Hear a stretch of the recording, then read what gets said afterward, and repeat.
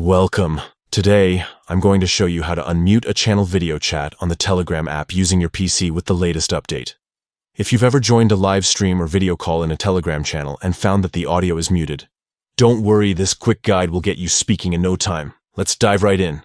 First, open the Telegram app on your PC. Once you're in, head over to the channel where you want to start or join a video chat. Next, look for the call icon. It's the middle icon at the top of the channel interface. Click on it to open the call options. From here, select Start Live Stream. This means you're about to begin broadcasting live in the channel's video chat. Now, choose your account from the list that appears to confirm you want to start the live stream with your profile. Once the live stream or video chat starts, you may notice that your microphone is muted by default. To fix this, find the unmute button located right in the middle of the call window. Click that unmute button and your audio will be activated.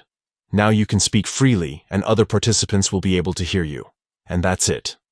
By following these simple steps, you can easily unmute yourself during a video chat or live stream on a Telegram channel using your PC app. Whether you're hosting a discussion or joining a broadcast, this helps keep you connected and heard. Thanks for watching.